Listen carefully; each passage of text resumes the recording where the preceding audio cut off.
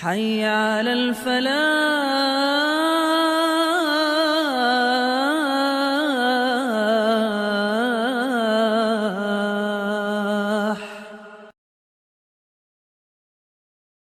मोहतरम सामीन किराम और मोहतरम नाजरीन, अस्सलामु अलैकुम व रहमतुल्लाहि व बरकातुहू। अल्लाह तबारक व तआला का शुक्र एहसान है कि हिंदुस्तान में इस्लाम की आमद के उन्वान पर 2 प्रोग्राम के बाद अब हम तीसरा प्रोग्राम करने जा रहे हैं। पहला प्रोग्राम जिसमें हम ये देखें कि मोहम्मद बिन कासिम के ज़रिए से 712 से लेकर के 714 तक जो है सिंध कैसे फतह हुआ, यानी इस्लाम के 1 सदी के बाद आप सल्लल्लाहु अलैहि वसल्लम की पैदाइश जो है 571 ईस्वी में है और 610 में नबूवत का आगाज़ है, 622 में हिजरत हुई है, 632 में आप सल्लल्लाहु अलैहि वसल्लम दुनिया से चले गए हैं, 632 से लेकर के 660 तक खिलाफत राशिदा का दौर है और उसके बाद जो है 660 से लेकर के 750 तक 90 साल दौरे बनु मलूकियत बनु उमैया का दौर है और उसमें जो है फिर उसके बाद 750 से लेकर के 1258 तक जो है दौरे मलूकियत बनु अब्बास का दौर। तो उसमें जो है बनु अब्बास में जो है बीच बीच में बहुत सारी छोटी छोटी सल्तनतें निकल के अलग हुई। अगरचे वो जो है पॉलिटिकल लिहाज से उनको मानते थे खलीफा को, लेकिन अपने एरिया में वो खुद हुक्मरानी करते थे।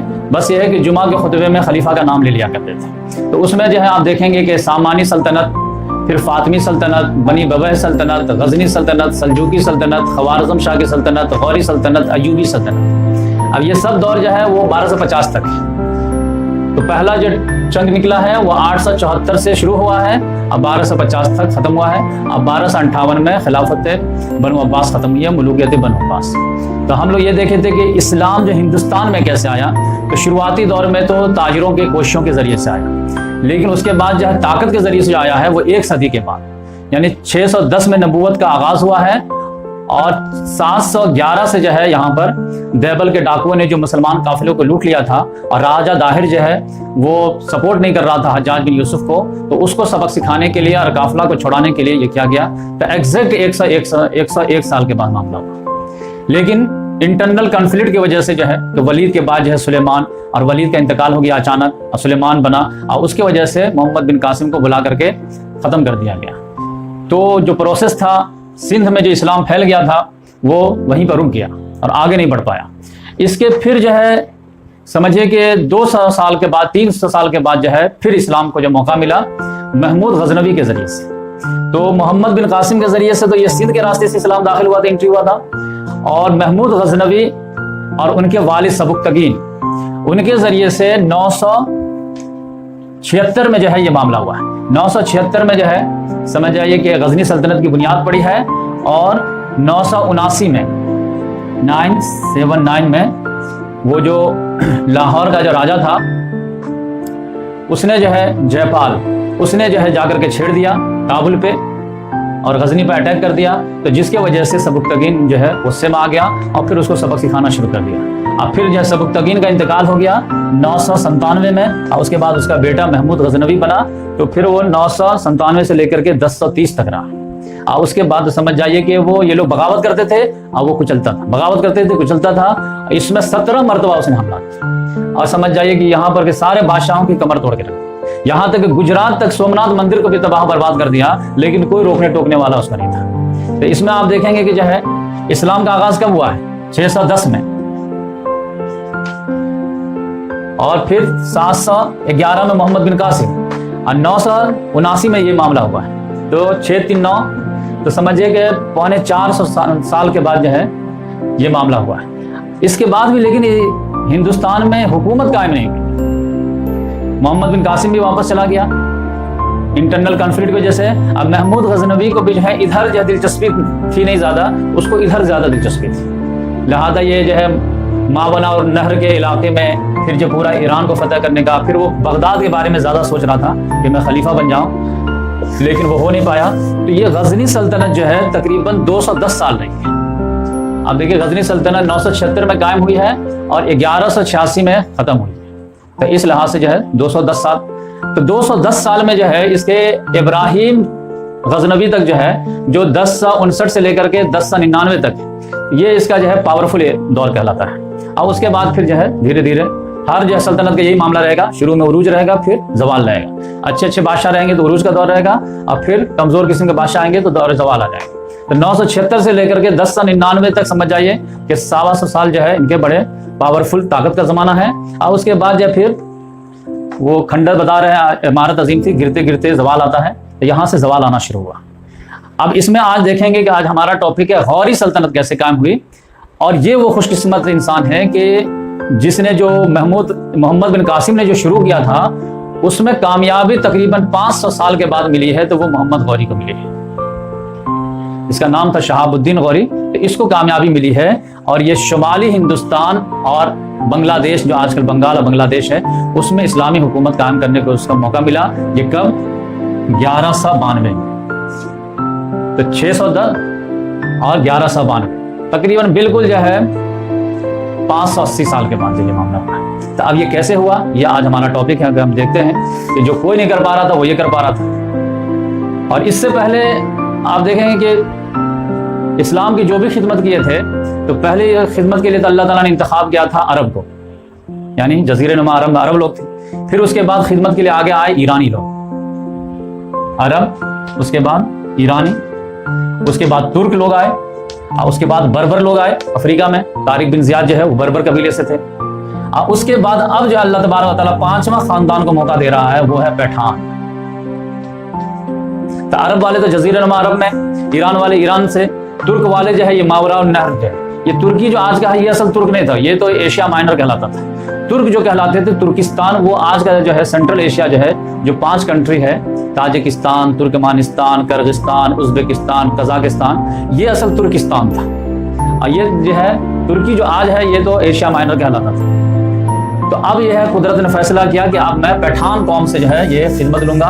और पैठान कौम से अल्लाह तबारक व तआला ने खिदमत लिया, इस्लाम के जो है धरती को इस्लाम की रोशनी से मनोवर करने का। तो अब ये कैसे हुआ, ये आज का बड़ा इंटरेस्टिंग टॉपिक है और काफी जो है इसमें आपको नॉलेज मिलने वाला है। तो पहले नंबर पे आप देखिए कि खिलाफत बनु अब्बास जो है 750 में कायम हुई। और बनु उमैया का जो दौर है, जो 90 साल है, उसमें जो है पूरी हुकूमत जो है इस्लाम की वो कंसोलिडेट थी, और कहीं कोई ये जो है वो कोई अलग अलग कबीला का मामला नहीं था, पूरा जो है शाम से जो है कंट्रोल होता था। बनु अब्बास से मामला ये हुआ कि सबसे पहले सामानी सल्तनत अलग हुई। सामानी सल्तनत कहाँ कायम हुई है? मावना और नहर में। इसका कैपिटल कौन बना था? बुखारा। कब कायम हुई थी? 874 में। और उसके बाद जो है दूसरा सल्तनत अलग हुई है, वो कौन? फातिमी सल्तनत 909 में। लेकिन ये कहाँ पे? ये मिस्र में, अफ्रीका में। तो ये राइट हैंड में, ये लेफ्ट हैंड में। फिर बनु बवै की हुकूमत कायम हुई है एक तीसरी 934 में। ये कहाँ पे? ईरान में। ये 3 जो है अलग अलग हो गए। इसके बाद जो है सामानी सल्तनत फिर जब कमजोर हुई है, तो उसके 100 साल के बाद जो है गजनी सल्तनत उसी में से टूट के बनी है। सामानी सल्तनत टूटी किससे? खिलाफत बनु अब्बास से, मलूकियत बनु अब्बास से। अब फिर सामानी सल्तनत जब कमजोर हुई, तो उसके 102 साल के बाद जो है कौन सी सल्तनत कायम हुई? गजनी सल्तनत, जो कल हम लोग डिटेल से बात। अब गजनी सल्तनत कमजोर होगी तो उसमें से गौरी सल्तनत आएगी, ये असल चीज है। तो ये गजनी सल्तनत कमजोर कब हुई है? कायम तो हुई है 976 में। तो अब सबुकतगीन का दौर था 976 से 997, आराम से चल रहा था, यानी 21 साल। फिर उसके बाद महमूद गजनवी का दौर आया 997 से 1030, 32, 33 साल, एकदम शांति से चला। फिर उसका बेटा महसूद बना 1030 से 1040 तक, ये भी बहुत अच्छा चला। फिर मौदूद 1040 से 1048 तक, ये भी बहुत अच्छा चला। अब्दुल रशीद 1048 से 1052 तक। फर्रुखजाद 1052 से 1059। फिर इब्राहिम शाह गजनवी आया है 1059 से लेकर के 1099, 40 साल हुकूमत किया। इसके मरने के बाद जो है कमजोरी आनी शुरू हुई।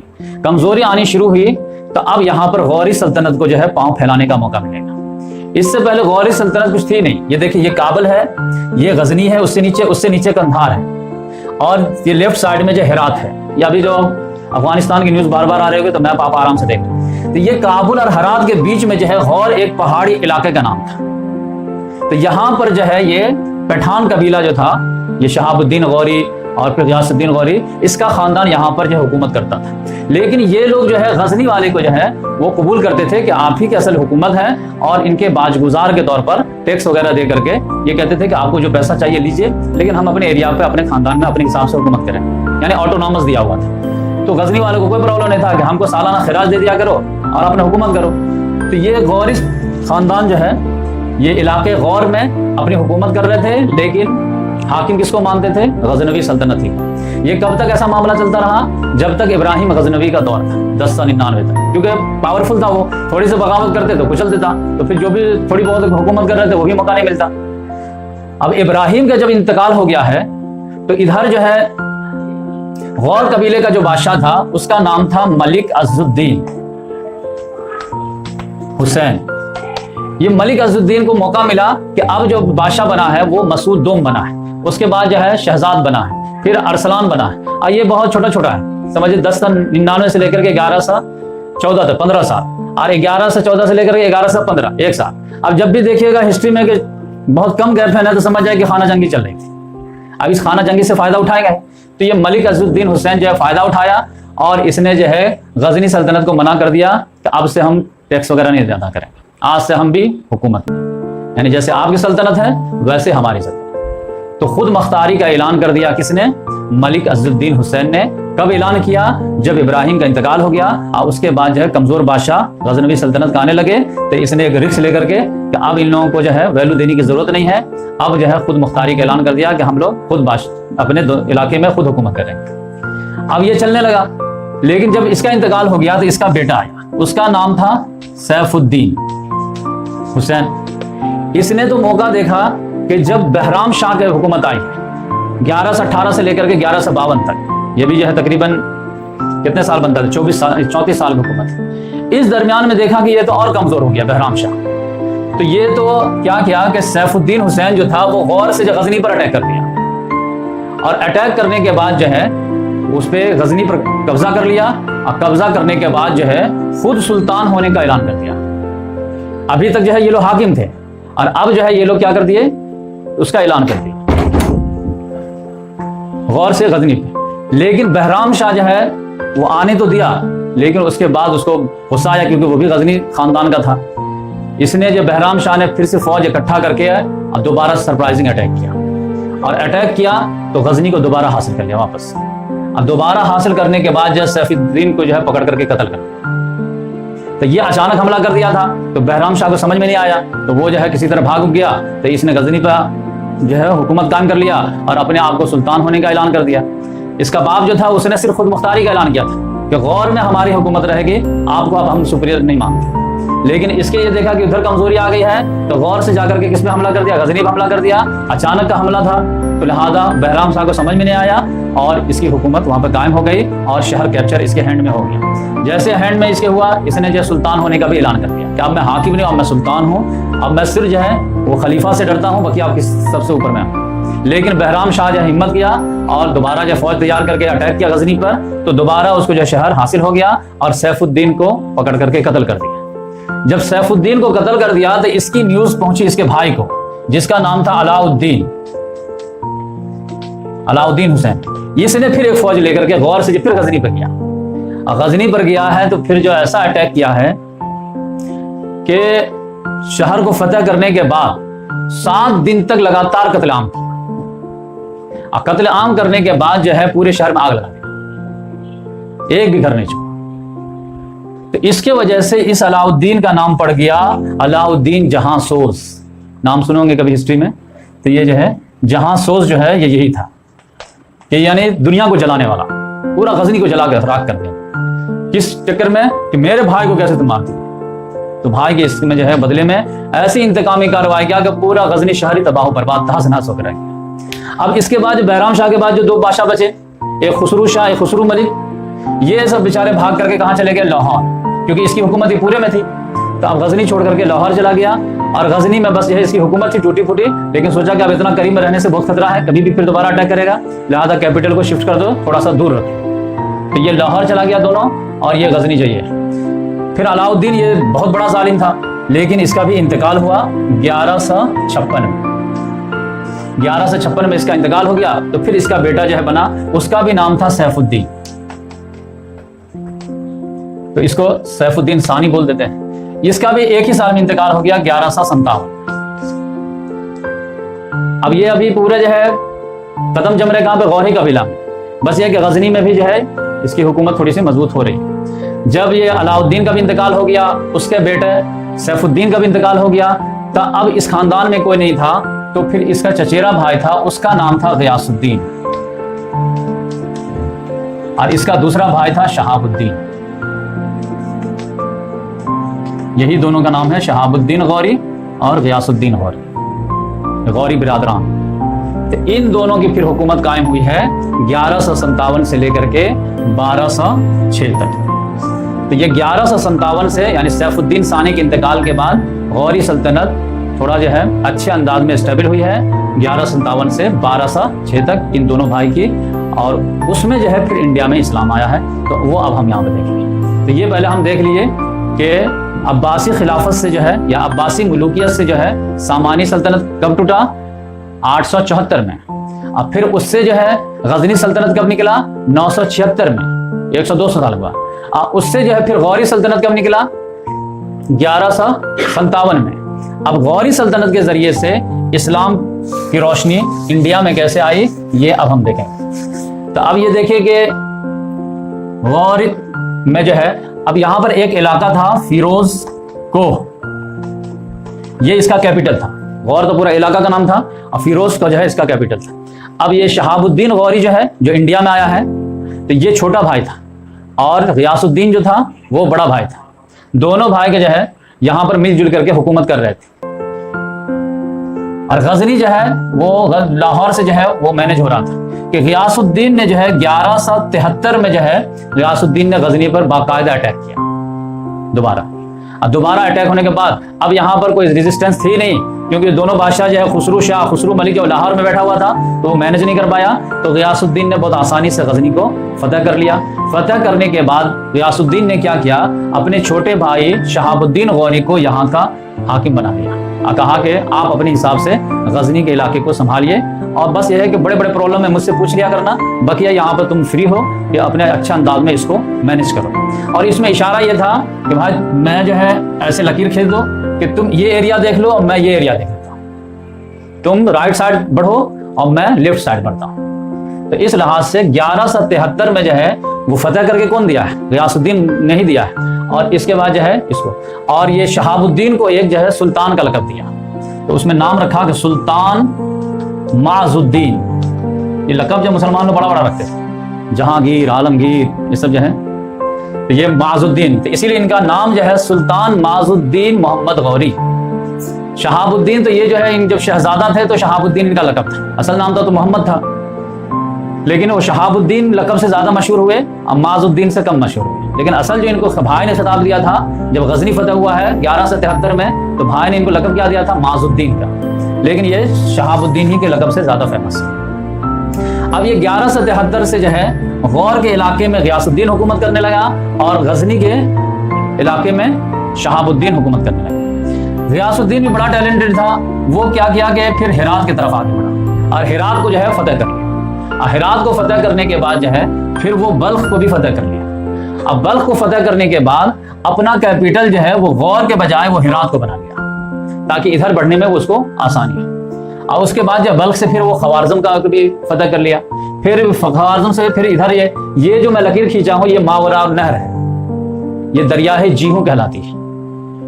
और दरियाए सीहू और दरियाए जीहू के बीच में ये जो है सेंट्रल एशिया की 5 कंट्रीज, तो अरब में जो है इसी स्टाइल में बोला जाता था, दरिया के उस पार जो कंट्री है उसे जाकर फतेह कर, तो ये तुर्किस्तान कहलाता था। तो अब यहाँ पर जो वो सामानी सल्तनत थी, गजनी सल्तनत थी, सबको इसने कैप्चर वगैरह कर लिया तमाम से, और अपना कैपिटल किसको बनाया, हेरात को।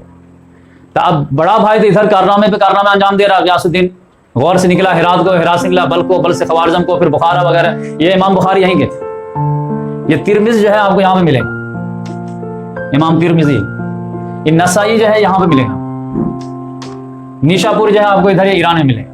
तो ये जितने मुहद्दिस हैं वो सब इधर ही के। तो ये बुखारा वगैरह को फतेह हुआ, ये नसाई वगैरह ये पूरा फतेह हुआ, लेकिन ये जो है ये फतेह नहीं हो रहा था, बगदाद अभी फतेह नहीं हो रहा था, क्योंकि यहाँ पर भी जो दूसरी सल्तनत आ रही थी। बनु बवै को खत्म करके सल्जूकी आ गए, और सल्जूकी को खत्म करके खवारजम शाह की हुकूमत आ गई, जो मैं यहाँ पर आपको लिख दिया। देखिए सल्जूकी आए 1037 में आ गए, ये बनु बवै को खत्म किया, सल्जूकी आ गए, और सल्जूकी को खत्म करके खवारजम शाह आ गए। तो अब यहां पर जो गयासुद्दीन का टक्कर किससे हो रहा था? ख्वारिज़म शाह से हो रहा था। इन दोनों में लड़ाई थी। अब ये छोटे भाई क्या गुल खिला रहे थे, ये आप देख लीजिए। छोटे भाई ने क्या किया कि गजनी से जो है मुल्तान के एरिया पर अटैक किया। अब ये कब किया है? ये 1075 में किया है। 1173 में इसको भाई ने दिया है। 2 साल वेट किया, ये बड़ा टैलेंटेड था। 2 साल के अंदर में मुल्तान पे अटैक कर दिया।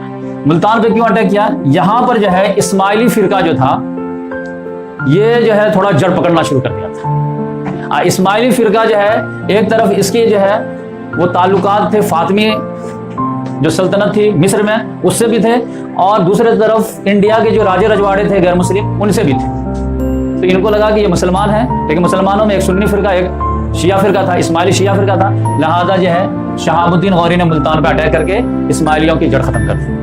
अब पूरा जो है मुल्तान जो है इसने वो 1175 में फतेह कर लिया। अब ये भी इधर भाई इधर बढ़ रहा है, दूसरा भाई उधर बढ़ रहा है। फिर मुल्तान फतेह करने के बाद पेशावर फतेह कर लिया। पेशावर का फतेह क्या है? 1079 1179 में पेशावर फतेह कर लिया। ये आगे बढ़ा। फिर जो है 82 में जो है ये दैबल के ये जो सिंध का साहिल एरिया है दैबल को भी फतेह कर लिया, यानी 3 साल के बाद। तो अब ये पता चला कि ये पूरा जो है गजनी से लेकर के काबुल से पूरा होते हुए ये पूरा जो है बहीर अरब का साहिल तक जो है ये गौरी सल्तनत के अंडर में आ गया। कोई रोक टोक करने वाला नहीं था। अब यहां पर जो है लाहौर में जो है गजनी सल्तनत के 2 बादशाह बचे हुए थे, यहाँ पर हुकूमत कर रहे थे। आप समझिए कि वो आखिरी बादशाह जो चल रहा था, तो वो लाहौर पर भी अटैक कर दिया 1186। 1186 में आखिरी बादशाह खुसरू मलिक जो था उसको भी खत्म करके लाहौर पर भी कब्जा कर लिया। तो अब पूरा जो है गजनी सल्तनत पूरी खत्म, और कितने साल में? 210 साल में। गजनी सल्तनत कब कायम हुई थी? 976 से लेकर के 1186, तो 210 साल में खत्म हुआ। किसके हाथों खत्म हुआ? गौरी सल्तनत के हाथ। और गजनी सल्तनत किसको खत्म करके वही बनी थी? किससे टूट करके? सामानी सल्तनत। और सामानी सल्तनत किससे बनी थी? जो है खिलाफ मलूकियत अब्बासी से। अब लाहौर जब फतेह हो गया है तो ये गजनी सल्तनत का जब उरूज का जमाना था, तो ये लाहौर से आगे भी इसकी हुकूमत थी भटिंडा में। लेकिन अब जब ये लोग कमजोर हो गए थे तो यहाँ पर मुसलमान लोग थे, लेकिन ये लोग जो है अब इतनी दूर में हुकूमत करना चाह रहे थे। ये बात उतनी ताकत नहीं है तो उतना दूर जाने की जरूरत नहीं है। तो अब ये शहाबुद्दीन को लगा कि भटिंडा में भी मुसलमान है और ये गजनी सल्तनत का अंडर में था, तो चलो ये तो लगे हाथ, तो इसको भी फतेह कर लेते हैं। तो 86 के बाद जो है शहाबुद्दीन गौरी जो है भटिंडा भी फतेह कर लिया, समझिए कि 4-5 साल के अंदर अंदर। लेकिन जब ये देखा कि लाहौर पे गजनवी सल्तनत कमजोर हो गई है, अब भटिंडा जो है उस पर कोई बड़ा किसी का जोर नहीं चल रहा है, तो दिल्ली और अजमेर का जो राजा था पृथ्वीराज चौहान, उसने कहा कि भटिंडा पे अब मेरा कब्जा है। तो बहुत ज्यादा इस पे जो है इंतजामात नहीं किया, बस घोषित कर दिया कि इस पे कोई नहीं है तो ये मेरा है। अब जब शहाबुद्दीन गौरी जो है लाहौर से भटिंडा पर हमला किया तो यहां पर कोई बड़ी मजबूत ताकत थी नहीं, तो आराम से फतेह हो गई। तो उसी लिहाज से जो है शहाबुद्दीन गौरी जो है जब लाहौर से फौज लेके चला है तो बहुत बड़ी फौज लेके आया ही नहीं था कि भटिंडा फतेह करना है। भटिंडा में कोई बादशाह वगैरह है ही नहीं, बस ऐसे ही है, लीडरलेस है, तो थोड़ी सी फौज से आराम से फतेह हो जाएगा। और गजनी सल्तनत के कोई भी जो बड़ा सिपह सालार वगैरह था ही नहीं, आराम से फतेह हो जाएगा, फतेह करके चले जाएंगे। लेकिन जैसे ये फतेह करके जा रहा था कि पृथ्वीराज चौहान को किसी ने बता दिया कि भटिंडा पे तो हमला करके जो है वो चला गया है शहाबुद्दीन गौरी। उसका आ गया, ऐसा कैसे हो सकता है, ये तो मेरा एरिया है। इसने जो है अजमेर से जो है 2 लाख की फौज लेकर के भटिंडा को घेर लिया। तो अब भटिंडा को जब घेर लिया है इसने पृथ्वीराज चौहान ने, और शहाबुद्दीन गौरी ने जब भटिंडा को फतेह करने आया और यहाँ के लोगों ने इताअत कबूल कर लिया कि ठीक है आप ही बादशाह रहिए, कोई मसला नहीं है, तो अब ये अखलाकी जिम्मेदारी किसकी बनी? इसकी हिफाजत तो आप ही करनी पड़ेगी। तो उसको कहा कि देखिए कि पृथ्वीराज चौहान जो है भटिंडा को तबाह बर्बाद करने जा रहा है, तो अब आप कुछ कीजिए। तो वो लाहौर के रास्ते ही से उसको वापस आना पड़ा। तो इधर से जो है पृथ्वीराज चौहान की फौज जा रही थी भटिंडा, और इधर से लाहौर से जो है उसकी फौज जो शहाबुद्दीन गौरी के भटिंडा जीत करके जो जा रहे थे, तो रास्ते ही में उसको इत्तला मिली, तो वो रास्ते ही में उसको बैक होना पड़ा। और फिर ये दोनों फौज का आमना सामना हो गया तराइन के मुकाम पर। अब तराइन के मुकाम पर जब मुकाबला हुआ है तो ये जो डेट था वो क्या है? 10/1191। अब यहां पर जो है फौज इसके जो है पृथ्वीराज चौहान के 2 लाख थी, और इसके बाद शहाबुद्दीन गौरी के पास जो है वो मामूली फौज थी। लेकिन ये था कि भटिंडा को बचाना है तो कन्फ्रंट तो आपको करनी पड़ेगी। तो उसने शहाबुद्दीन गौरी ने कहा जो होगा देखा जाएगा, लेकिन हम बचाएंगे इस शहर को। तो इस लिहाज से यहाँ पर तराइन के मकाम पर पृथ्वीराज चौहान और शहाबुद्दीन गौरी में मुकाबला हुआ है। तो डिसबैलेंस मुकाबला था, लेकिन फिर भी शहाबुद्दीन गौरी बड़ा हिम्मत वाला इंसान था, लड़ा तो, लेकिन यह है कि कुछ ही देर के बाद जो है ये शहाबुद्दीन गौरी के फौज के पांव खड़ने शुरू हो गए, क्योंकि 2 लाख फौज आ रही सब इधर मुश्किल से 20-25 हज़ार भी नहीं रहे। और इसके जो है कई ग्रुप के लोग जो भाग गए। तो बटालियन होता था ना, ये खानदान ऐसा 2-3 खानदान वाले भाग गए। तो शहाबुद्दीन गौरी को गुस्सा आया, तो फिर ये खुद बीच में मैदान में कूद गया और इसने रिस्क लिया था कि पृथ्वीराज चौहान का जो सिपह सालार था उसी पर जाकर के घोड़े पे बैठ के अटैक कर दिया कि अगर वो मर गया तो फिर जो है पासा पलट जाएगा, वरना चांस तो अब लगने रहे कि हमारे जो है फौज के भी पांव खड़ गए हैं, कई ग्रुप भाग भी गया है, तब आखिरी मैं जुएंडा का फैसला कर देता हूँ। सेम वैसे रिपीट हुआ था जैसे मुसलमान कज़्ज़ाब से जंग यमामा में हो रहे थे कि मुसलमान हारते हारते लास्ट में खालिद बिन वलीद रजी अल्लाह ताला ने एक रिस्क लिए और डायरेक्ट जो है मुसलमान कज़्ज़ाबी पे अटैक कर दिए। वो तो बच गया, लेकिन भागा वो, फिर जो है बाग में जाकर जो छिपा है, अब फिर वहशी जो है उसने कत्ल किया है। लेकिन पासा जो पलटा था वो उस पर अटैक जब हुआ है तब वो बाग में छिपने पर मजबूर हुआ है। तो यही हाल जो इसने चांस लिया शहाबुद्दीन गौरी ने कि डायरेक्ट पृथ्वीराज तो अंदर था, उसके सिपह सालार पर अटैक किया। उसको जो है वार तो लगा, लेकिन वो भी सिपह सालार था, उसने झट से वो काउंटर वार कर दिया। काउंटर वार किया तो शहाबुद्दीन गौरी भी जख्मी हुआ कि बिल्कुल घोड़ा से गिरने ही वाला था कि एक गुलाम जो है वो अपने घोड़े से कूद करके इसके घोड़े पे बैठ गया पीछे, और गिरते हुए कि इसको उठाया और डायरेक्ट पीछे डाला, लेकर के मैदान से निकलेगा। अब निकला है तो डायरेक्ट निकलते डायरेक्ट जो है लाहौर ही में जाके रुका समझ। अब शहाबुद्दीन गौरी को जो है बिल्कुल बाल उसने बचा लिया मैदान से, नहीं तो गिर जाता तो फिर कौन उठा पाता उसको। लाहौर में जाने के बाद तो जो सब भागे थे उसको तो बहुत ज्यादा लथेड़ा है, उसको बहुत ज्यादा जलील भी किया है गजनी ले जा करके, ऐसा ये करते हुए। लेकिन उसने बहुत बागैरत इंसान था और अजीब जोशीला इंसान था, कहा कि नहीं ये तो हार के जो है कलंक का टीका लगा करके गौर पैठान का तो नाक कटा दिया हम लोग, ऐसा तो हो नहीं सकता।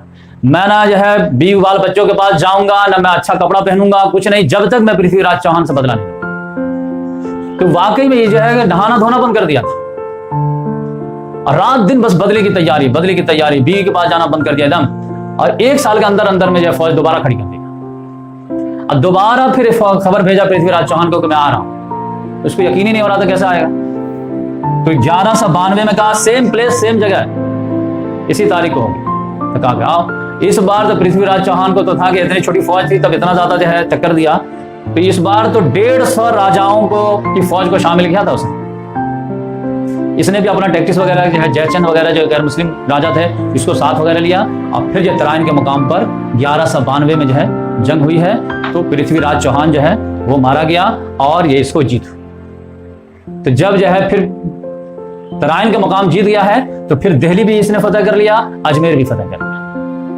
तो दिल्ली भी फतह उसी साल में 1192 में है और अजमेर भी फतह। अब पृथ्वीराज चौहान का मामला खत्म हो गया। अब इसके बाद दिल्ली में इसने जो है अपने गुलाम को बैठा दिया, उसका नाम था कुतुबुद्दीन ऐबक। अब ये कुतुबुद्दीन ऐबक कौन है? ये शहाबुद्दीन गौरी का गुलाम था। ये वही गुलाम था जिसने 1191 में लपक करके जो है अपने घोड़े पे बैठाया था, ये वो बहादुर सिपाही था। तो इसको कहा कि अब तुम दिल्ली संभालो और मैं जा रहा हूं गजनी, यहां जाता हूं। अब इसका एक जो शहाबुद्दीन गौरी का एक जो सिपह सालार था उसका नाम था बख्तियार खिलजी, कुतुबुद्दीन बख्तियार खिलजी। एक है कुतुबुद्दीन बख्तियार काकी, ये तो सूफी हैं। एक है कुतुबुद्दीन बख्तियार काकी। उसको कहा कि तुम आगे बढ़ो, तो वो तो लाहौर से आगे बढ़ा, बिहार को फतह किया, बंगाल को फतह करके वो 1198 में ये दोनों फतह करके आ गए। आप समझ जाइए कि ये शुमाली इंडिया भी फतह हो गया, पूरा पंजाब फतह हो गया है, दिल्ली फतह हो गया है, अजमेर फतह हो गया है, बिहार फतह हो गया है, बंगाल फतह हो गया है। फिर उसके बाद आप देखेंगे कि 1299 में जो है मालवा भी फतह हो गया। फिर 1200 में ग्वालियर भी, 1199 में मालवा फतह हुआ और 1200 में ग्वालियर फतह हो गया। और फिर 1202 में कालिंजर भी फतह हो गया। पूरा फतह होने के बाद जो है दिल्ली पर जो है निजाम हुकूमत सौंप दिया किसको? कुतुबुद्दीन ऐबक को। और ये चला गया कहां? गौर हेरात। अब हुआ क्या कि 1202 में जो है इसके भाई का इंतकाल हो गया, रियासुद्दीन गौरी का, दोनों भाई। अब ये इतना वफादार था शहाबुद्दीन गौरी कि ये सारा सेहरा जो है भाई के सर बांधता था। ये नहीं कि भाई आप उस एरिया में हम इस एरिया में, एक काम भी अपने भाई से पूछे बगैर नहीं करता था। घरचे वो गजनी का उसको जो है फ्री हैंड दिया था, लेकिन बड़ा भाई छोटा भाई का जो पूरा ये रहता है वो पूरा मैनेज करता था। कहता था यहाँ पे कुतुब मीनार वगैरह भी जो बना है तो पहला नाम गयासुद्दीन ही का लिखा गया, फिर शहाबुद्दीन गौरी का लिखा गया, फिर कुतुबुद्दीन ऐबक का इस पर लिखा गया। तो ये, लेकिन अब ये है कि 1202 में गयासुद्दीन का जब इंतकाल हो गया तो अब गौर खानदान का सालार सुल्तान कौन बन गया? शहाबुद्दीन गौरी। तो शहाबुद्दीन गौरी हिरास से जो है ये इधर का पूरा एरिया पे भी हुकूमत कर रहा था और इधर भी पूरा हुकूमत कर रहा था, लेकिन इधर मैनेज कौन कर रहा था? कुतुबुद्दीन ऐबक। अब इसकी जो है जंग चल रही थी खवारजम शाह,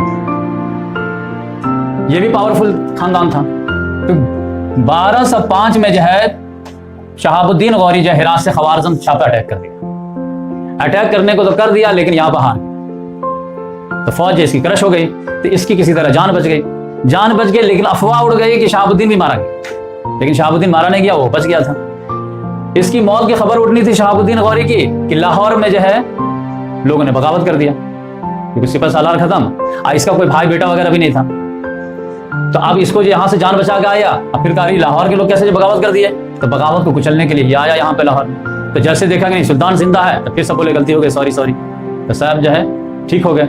अब फिर लाहौर को ठीक करके फिर हिरात आ रहा था कि रास्ते में वो इस्माइली फिरके का एक जो फिदाई था उसने खुदकुश हमला करके उसको खत्म मार दिया। वो इस्माइली फिरका जो मुल्तान में था उसने अटैक कर दिया। ये कब का वाकया है? 1206। तो 1206 में जो है गौरी सल्तनत खत्म। इसको लोग बोलते थे कि आपको बेटा नहीं है, भाई नहीं है, तो फिर आपके बाद आपकी सल्तनत का क्या होगा? तो वो कहता था कि मेरे पास बेटों की कमी नहीं है, ऐसे ऐसे गुलाम को मैंने जो तरबियत दी है कि वो मेरा नाम रोशन करे। तो वाकई में कुतुबुद्दीन ऐबक ने जो उसका नाम रोशन किया। तो अब यकीनी बात है कि जो शहाबुद्दीन गौरी ही खत्म हो गया, तो अब इस सल्तनत का क्या हुआ? तो इस सल्तनत पर फिर अब जो खवारजम शाह वाले जो है ये गजनी से पूरा इधर का एरिया पर जो है खवारजम शाह ने कब्जा कर लिया, और ये जो इंडिया का पूरा एरिया था इस पर कुतुबुद्दीन ऐबक जो है वो हुकूमत कायम करने में कामयाब हो गया। लेकिन कुतुबुद्दीन ऐबक जो है समझिए कि 1192 ही से दिल्ली में हुकूमत कर रहा था। अब 1206 में जब इसका इंतकाल हुआ है तो कितने साल हो गए? 14 साल। 14 साल जो है ये नायब की हैसियत से दिल्ली में हुकूमत किया है कौन? कुतुबुद्दीन ऐबक। लेकिन 1206 में जब इसका इंतकाल हो गया है तो अब ये खुद सुल्तान हो गया। जब खुद सुल्तान हुआ है तो फिर ये दिल्ली के बजाय दारुल सल्तनत किसको बना दिया? लाहौर को बना दिया कि अब मैं मैनेज करूंगा कहां से? दिल्ली के बजाय लाहौर से बनाऊंगा।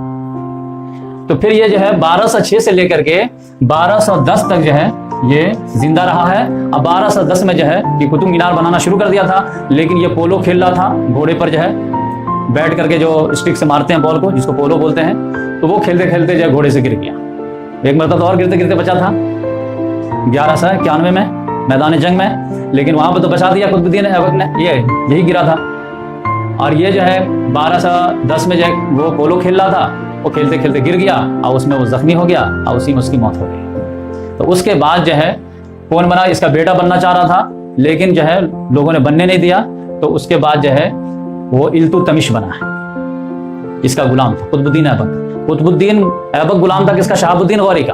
और शहाबुद्दीन गौरी का गुलाम कौन था? इल्तुतमिश। इल्तुतमिश जो है वो फिर 1211 से लेकर के फिर 1236 तक जो है ये हुकूमत किया 25 साल।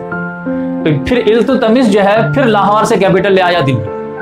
तो इसी लिहाज से जो है कभी कभी सवाल जो घुमा देता है एग्जामिनर कि दिल्ली सल्तनत का असल बानी कौन है? तो दिल्ली सल्तनत का असल बानी जो है वो इल्तुतमिश, क्योंकि यहां से फिर दिल्ली सल्तनत शुरू हुई है। तो फिर जो है गुलाम सल्तनत, गुलाम वंश, फिर जो है खिलजी वंश, फिर तुगलक वंश, फिर सैयद वंश, फिर लोधी वंश, फिर मुगल वंश, यहां से फिर कोई गैप ही नहीं हुआ है। तो इसी वजह से जो है कि इंडिया में इस्लामी हुकूमत किसने कायम किया? वो तो कुतुबुद्दीन ऐबक। लेकिन अगर टेक्निकल बात होगी कि दिल्ली सल्तनत जो 5 खानदान का है उसका बानी कौन है, तो वो इल्तुतमिश। क्योंकि कुतुबुद्दीन ऐबक जो था वो दिल्ली सल्तनत को जो कैपिटल नहीं बनाया था, उसने किसको बनाया था? लाहौर को बनाया था। लेकिन वो भी 14 साल जो है वो दिल्ली पे बैठ करके हुकूमत किया है, लेकिन वो सुल्तान की हैसियत से नहीं बल्कि नायब सुल्तान की हैसियत से। तो ये टेक्निकल नहीं मालूम रहता है तो लोग कंफ्यूज होते हैं और बच्चे जो है एग्जाम में गड़बड़ाते रहते हैं। तो मैं सोचा कि आज ये क्लियर करते हैं। अब इसके बाद जो है गुलाम सल्तनत जो है डायनेस्टी जब कायम हुई है तो ये समझिए कि 1206 से लेकर के 1290 तक 84 साल। तो ये इंशाल्लाह अगले एपिसोड में देखेंगे। फिर खिलजी डायनेस्टी, फिर तुगलक डायनेस्टी, फिर सैयद डायनेस्टी, फिर लोधी डायनेस्टी, फिर मुगल डायनेस्टी, और इस तरह जो है फिर जंग आज़ादी तक हम आएंगे। 15 अगस्त का मौका है, इसी मुनासबत से ये सीरीज़ का आगाज़ किए हैं। अल्लाह ताला से दुआ है कि अल्लाह तबारक व तआला बहुत से खूब इसको इख्तिताम तक पहुँचाए। और इस दुआ पर हम इस प्रोग्राम का इख्तिताम करते हैं कि अल्लाहुम्मा मन अहयैत मिन्ना फ़अहयिही अलल इस्लाम व मन तवफ़्फ़ैत मिन्ना फ़तवफ़्फ़हु अलल ईमान।